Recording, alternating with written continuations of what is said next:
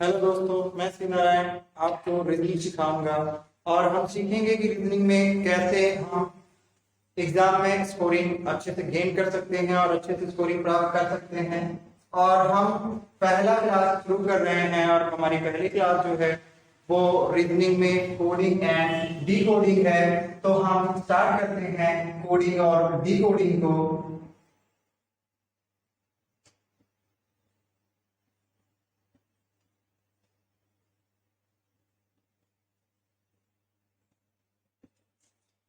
ये हमारा होता है कूट लेखन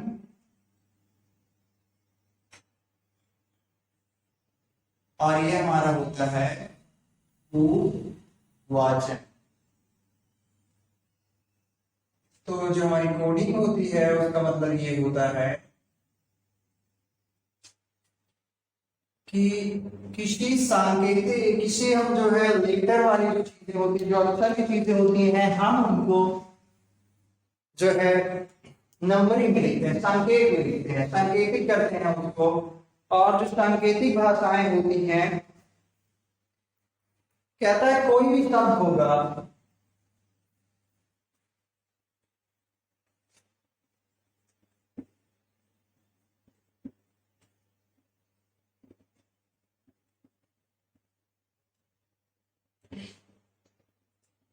किसी शब्द या फिर अक्षर हो सकता है या वाक्य हो सकता है, उसको हम संकेत में लिखते हैं। अगर इसको हम संकेत में दर्शाते हैं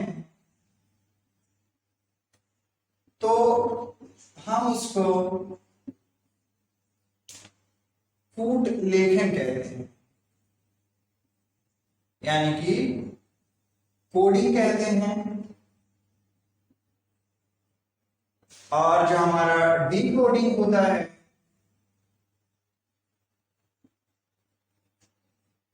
जो हमारा डी कोडिंग होता है, किसी सांकेतिक भाग कोई कहता है किसी भी शब्द को किसी भी अक्षर या फिर शब्द हो सकता है या कोई वाक्य हो सकता है, उसको हम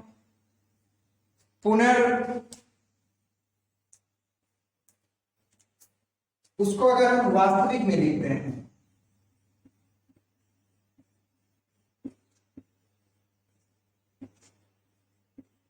तो वो हमारा वास्तविक रूप जो उसका होगा वो हमारा डी कोडिंग होगा।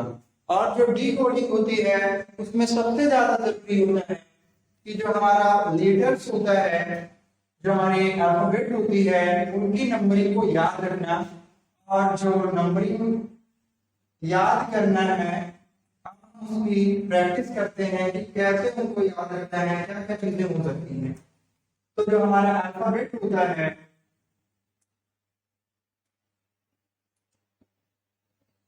अल्फाबेट यानी ए टू जेड, हम इनकी पोजीशन और स्थिति को याद रखेंगे।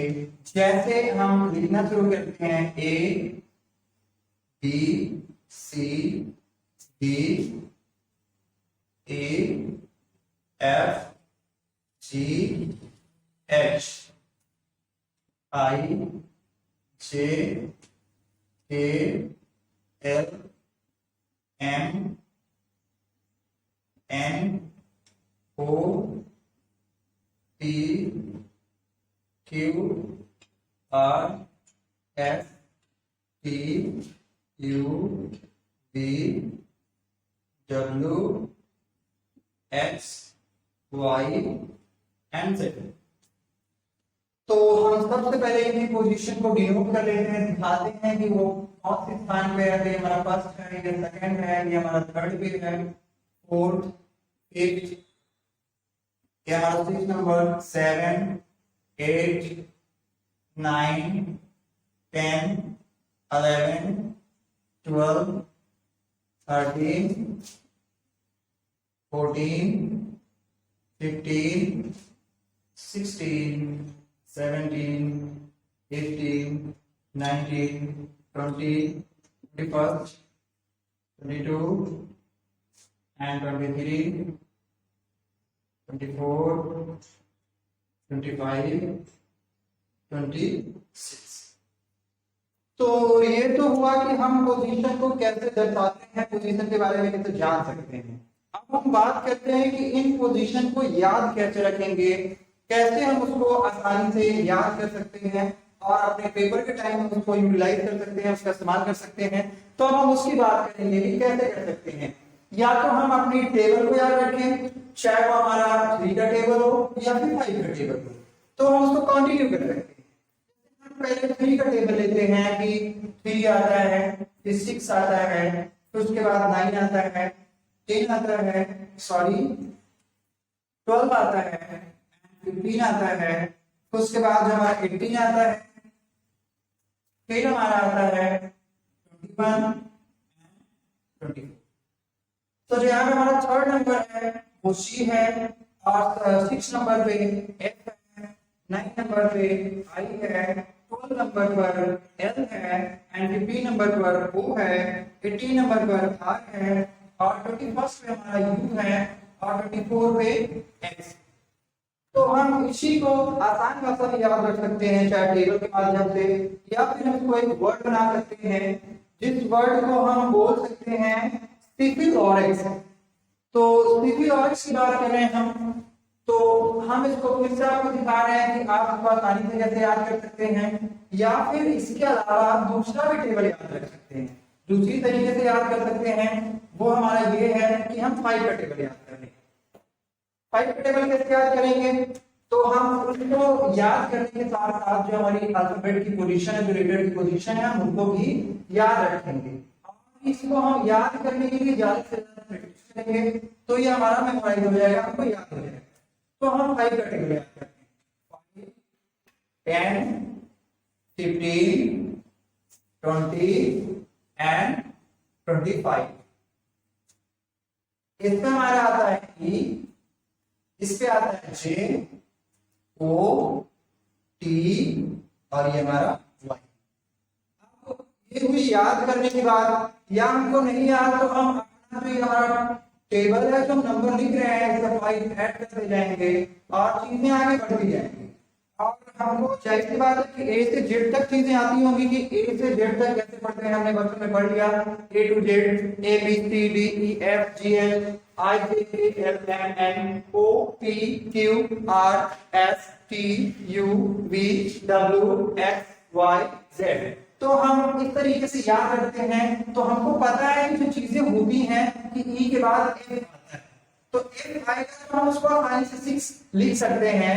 फिर उसके बाद G आता है, तो जो G आता है वो सेकंड का आएगा। तो हम इसके आगे चीजों को अपने आप लिख सकते हैं, लेकिन उसके लिए हमको प्रैक्टिस करना होगा। हम जितनी प्रैक्टिस करेंगे उतनी ही हमको ये याद होगी। अगर ये चीजें हम अप्लाई कर सकते हैं, या फिर इसको जोड़ी भी बोलते हैं, आप इस तरीके से कर सकते हैं कि अगर हम पूछे कि भैया आपको जो है 25 के पहले कौन सा लेटर आएगा, तो जाहिर सी बात है y के पहले x आता है, तो हमारे पोजीशन पे होगा 24 होगा। अब इसकी बात हम कर रहे हैं कि उसके y के बाद z आता है, ये हमारा 26 नंबर है। तो इस तरीके से हम चीजों को आगे और पीछे करके समझेंगे और उसको याद रखेंगे कि कैसे चीजों को अप्लाई करना है और कैसे उनके बारे में जानना है। या फिर एक छोटा सा और है, वोवेल्स, जो हमारा वोवेल्स होता है उसको आपने याद किया होगा, कुछ चीजें आपको पता होंगी कि जो हमारा अल्फाबेट होता है उसको 2 चीजों में डिवाइड करते हैं, कॉन्सोनेंट होता है, एक वोवेल्स। लेकिन हम यहाँ पे वोवेल्स की बात कर रहे हैं, उसकी बात कर रहे हैं कि हमारा होता है ए, सेकंड नंबर पे ई, फिर थर्ड नंबर पे आई, ओ, यू होता है। ये हमारा फर्स्ट नंबर पे होता है, ये हमारा 5 नंबर पे होता है, और ये हमारा 9 नंबर पे होता है, और ये 15 होता है, और ये हमारा 21 होता है। तो हम देख रहे हैं कि एक सीरीज में ये आगे बढ़ रहा है, +4 इसमें भी +4, लेकिन इसमें +6 हो रहा है और इसमें भी +6। तो इस तरीके से हम आसानी से याद रख सकते हैं कि हम कैसे जो है अपने जो हमारा लेटर्स है उनका पोजीशन, जो स्थिति है, हम उनको कैसे जान सकते हैं। तो ये चीजें जो हमारी होती हैं हम इनको याद करके अप्लाई कर लेंगे। अब चीजें आती है कि इनको जो है कैसे रखा जाए और इनकी विपरीत स्थिति भी पूछी जाती है। विपरीत का मतलब उल्टा, कि इसके बाद क्या आएगा, इसका उल्टा क्या होगा।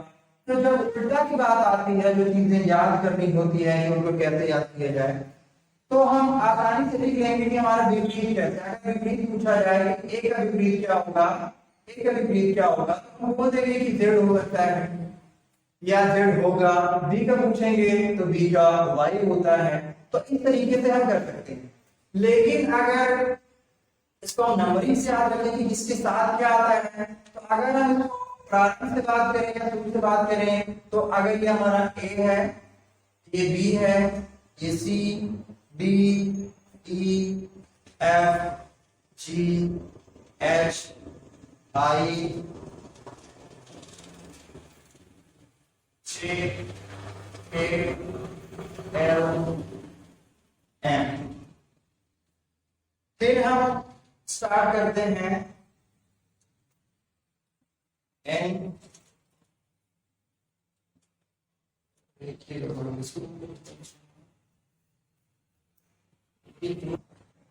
तो विपरीत स्थिति की बात कर रहे थे हम कि विपरीत अक्षरों को कैसे हम जान सकते हैं कि इसके विपरीत में क्या होगा, विपरीत स्थिति क्या होगी, इसके विपरीत में कौन स्थित होगा। तो हम स्टार्ट करते हैं शुरू से, A, B, C, D, E, F, G, H, I, J, K, L और एम। फिर N, O, P, Q, R, S, T, U, V, W, X, Y और ये जे। ये हमारा फर्स्ट नंबर पे होता है, ये सेकंड नंबर पे, third, fourth, fifth, sixth, seven, eight, nine, 10, 11, 12 और ये 13। ये हमारा 14 नंबर पे होता है, 15 नंबर पे 16, 17, 18, 19, 21, 22, 23, 24, 25, 26, 27।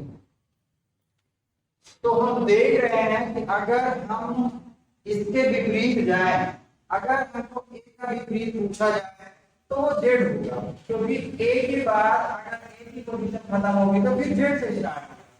तो ये हमारा शुरू से हुआ। तो इस तरीके से हम इसको याद रख सकते हैं, या फिर हम ये कर सकते हैं कि जो हमारा लेटर है वो किस पोजीशन पे है और जिसके सापेक्ष पूछा जाता है, जिस अंक के सापेक्ष पूछा जाता है उसका स्थान हमको पता होना चाहिए। उसके बाद हम उसको रख करके जब माइनस कर देंगे 27 में से, तो हमको पता चल जाएगा कि इससे विपरीत का कौन सा अक्षर होगा।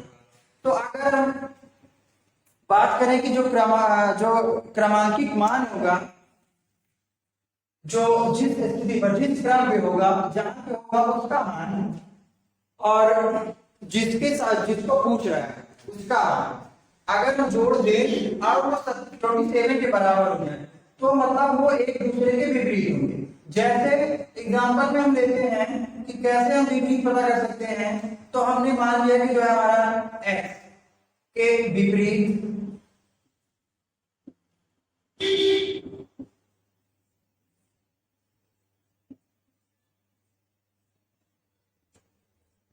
कौन सा अक्षर होगा, ये हमारा सवाल है, क्वेश्चन है, क्वेश्चन नंबर फर्स्ट। तो हमको पता है कि जो हमारा x है वो 24 नंबर पे आता है, 24 नंबर पे आता है, और हम इसके विपरीत का अक्षर पूछ रहे हैं। विपरीत हमको नहीं पता इसके विपरीत का कौन सा अक्षर होगा, तो हम विपरीत निकाल रहे हैं। विपरीत अंक का मान इज इक्वल टू 27 एट।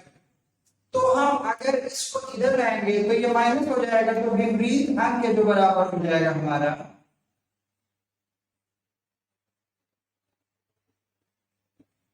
वो हमारा 27 माइनस 24 इज इक्वल टू 3। हमारा 3 नंबर पे लेटर आता है वो हमारा सी होता है। मतलब आप यहाँ से भी देख सकते हैं कि हमने निकाल दिया है कि x के विपरीत का अक्षर कौन सा होगा सी, और हम यहाँ से भी देख सकते हैं कि जो x के विपरीत है वो कौन सा है, सी। इसी तरीके से सारी चीजें जो भी इसमें लेटर लिखा हुआ है वो एक दूसरे के विपरीत है।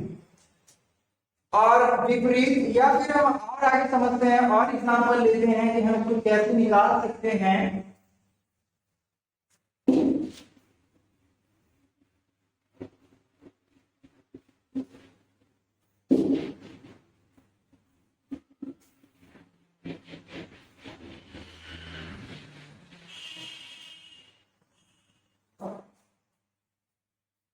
जैसे कहा गया है कि ई का विपरीत, ई का विपरीत, ई का विपरीत कौन सा अक्षर होगा, तो जो ए हमारा होता है वो 5वें स्थान पर होता है। और हम इस तरीके से भी ज्ञात कर सकते हैं कि हम कौन सा इसमें ऐसा नंबर कि हमारा 27 आ जाए। हम x सिखा रहे हैं तो विपरीत अंक के लिए दर्शा रहे हैं, तो अगर हम x का मान निकालें तो ये हमारा 27 माइनस 5 इज इक्वल टू जो हमारा होगा वो होगा 22। और मैंने आपको बताया था कि आप जो है नंबर से याद कर सकते हैं। जैसे हमने बताया था कभी आपको जो है ई जे ओ टी वाई, और हमने इसको लिखा था 5 10 15 20 एंड 25। तो हम देख रहे हैं कि 22 है, और जो हमारा टी होता है वो 22 होता है। टी के बाद जो हमारा आता है यू आता है जो 21 पे होगा, और उसके बाद 22 नंबर की बात हो रही है, मतलब वी की बात हो रही है। तो जो हमारा वी होगा वो ही हमारा आंसर होगा, और वो ई का विपरीत अक्षर होगा। तो आप लोग, मुझे लगता है कि ये चीज समझ गए होंगे, और आपको जो नंबरिंग है पोजीशन को याद कर लीजिए। उसके बाद हम जो हमारी अगली क्लास होगी उसमें हम कंटिन्यू करेंगे कि कैसे सवालों को इसमें बनाते हैं और कौन सारी चीजें, जिस मतलब कि जितना आप प्रैक्टिस करोगे उतनी ही चीजें याद होंगी। और या कोडिंग डिकोडिंग अगर हम पढ़ते हैं तो उसमें सबसे ज्यादा जो जरूरी होती है वो ये कि जो हमारा लेटर होता है उसका हमको कोड याद होना चाहिए, मतलब वो किस स्थान पे है वो हमको याद होना चाहिए। और जब हमको याद होगा तो हम सवाल को, तो ठीक है, आज के लिए यहीं तक। अगली क्लास में मिलते हैं आपको नए क्वेश्चन के साथ, इसमें क्वेश्चन को सॉल्व करेंगे कि कैसे क्वेश्चन को सॉल्व किया जाता है और कैसे हम इसको आसानी से और जल्दी से सॉल्व कर सकते हैं। तो आज की क्लास में यहीं तक। Thank you.